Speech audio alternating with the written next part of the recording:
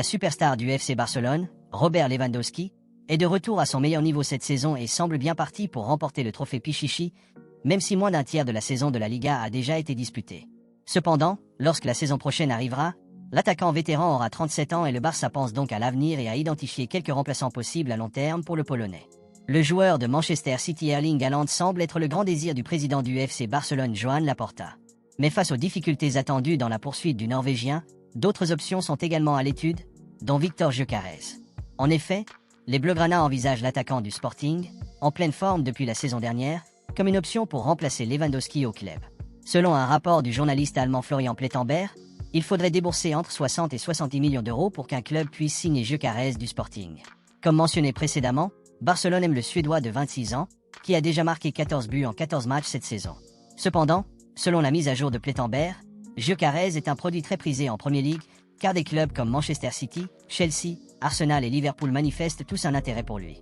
Gyökeres a un contrat avec le Sporting jusqu'en 2028, l'accord contenant une clause libératoire massive d'une valeur de 100 millions d'euros. Cependant, selon le rapport, il existe un gentleman's agreement entre le joueur et le club portugais pour qu'il le vende si une offre d'environ 60 à 70 millions d'euros devait arriver. Un départ en hiver n'est pas envisageable, mais Gyökeres devrait être en mouvement à l'été 2025. Barcelone étant désormais conscient du coût de la signature du joueur de 26 ans, il reste à voir s'il décide de s'en prendre aux Suédois ou d'explorer d'autres options.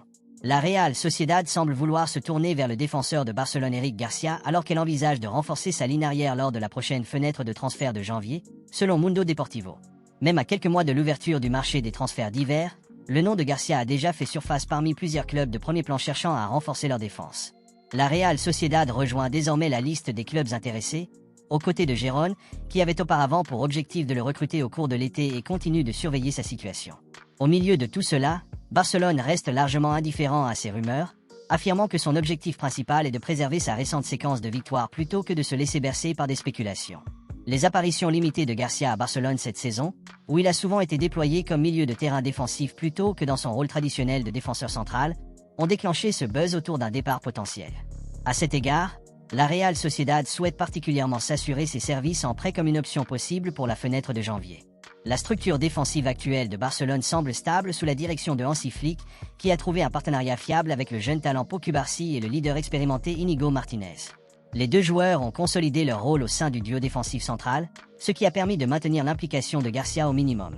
Pendant ce temps, les défenseurs Ronald Araujo et Andreas Christensen reviennent de leurs blessures et devraient bientôt revenir, encombrant encore davantage la formation défensive.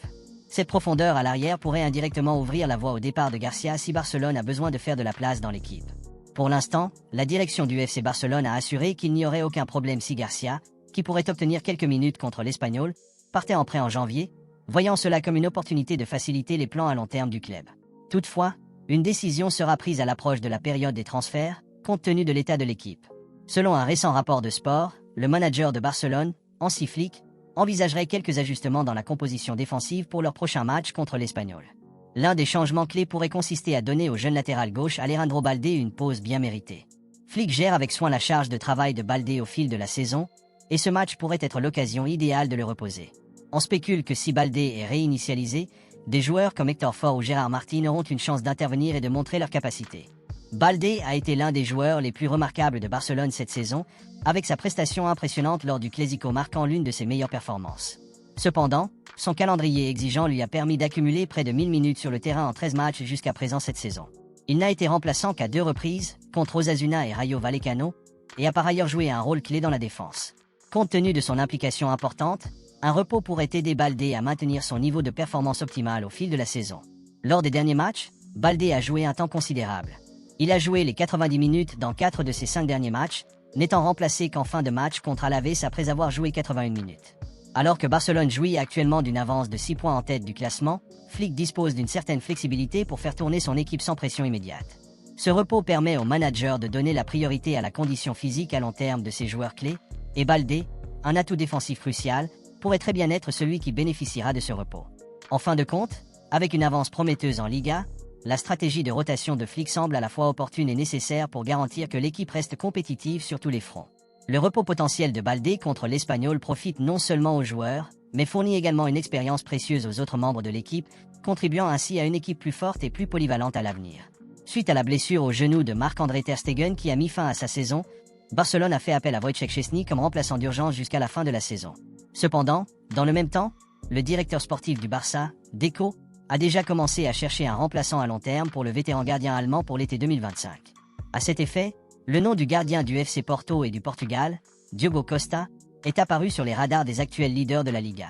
Selon AS, le FC Porto recherche désormais un montant de transfert d'environ 43,5 millions d'euros pour Costa, qui n'est pas seulement sur les radars du FC Barcelone, mais aussi de Manchester City.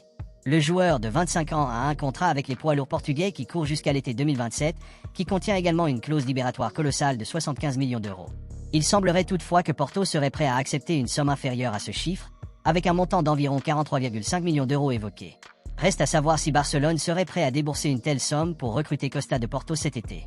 La présence de Manchester City dans la course complique encore davantage la situation des Blaugrana, car les champions de Première Ligue n'auront aucun problème à égaler le montant demandé par Porto. De plus, les Citizens seront en mesure d'offrir à Costa un contrat beaucoup plus lucratif, ce qui rendrait les choses délicates pour Barcelone.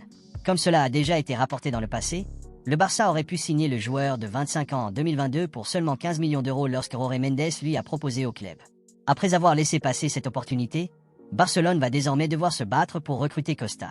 Des rapports récents de fichage indiquent que le Bayern Munich montre un intérêt sérieux pour le prometteur milieu de terrain de 21 ans de Barcelone, Marc Casado. Le Bayern Munich, avec un effectif déjà bien fourni, voit l'intérêt d'ajouter le talent de Barcelone à son équipe. La direction de l'équipe allemande estime que les compétences de Casado, caractérisées par une vision impressionnante, un bon contrôle du ballon et des passes précises, seront utiles à l'équipe dirigée par Vincent Kompany. Les qualités de Casado sur le terrain témoignent d'un mélange rare de prouesse technique et de maturité. Bien qu'il n'ait que 21 ans, le milieu de terrain s'est imposé dans l'équipe première sous la direction de Hansi Flick et s'est montré exceptionnel contre le Bayern et le Real Madrid la semaine dernière. L'intérêt du Bayern reflète sa conviction que le style et l'adaptabilité de Casado pourraient faire de lui un atout précieux dans son milieu de terrain compétitif, un domaine dans lequel les géants allemands recherchent continuellement des talents capables de relever le défi et d'avoir un impact immédiat. Un déménagement est peu probable. Marc Casado a un contrat avec Barcelone jusqu'en 2028.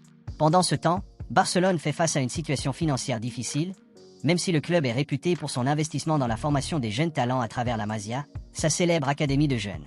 Cette pression économique a parfois forcé les Blaugrana à envisager des offres pour de jeunes joueurs prometteurs, même ceux qu'ils souhaiteraient idéalement conserver. Casado, dont le contrat actuel s'étend jusqu'en 2028, a une valeur importante pour le club, et ce n'est un secret pour personne que Barcelone n'aurait pas à réfléchir à deux fois avant de rejeter tout type d'offre pour le joueur. Pour Casado, sur le plan personnel, la décision pourrait être complexe. Rester à Barcelone lui permettrait de poursuivre son développement sous la direction de coéquipiers expérimentés et de devenir potentiellement un pilier du club dans lequel il a grandi. D'un autre côté, un transfert au Bayern Munich pourrait lui offrir un nouveau défi, où il pourrait avoir la chance de s'établir comme un joueur clé dans l'un des meilleurs championnats européens. Laisse un like et abonne-toi pour plus d'actualités Barça. Merci à ceux qui s'abonnent, qui likent et commentent quotidiennement. Merci pour la force.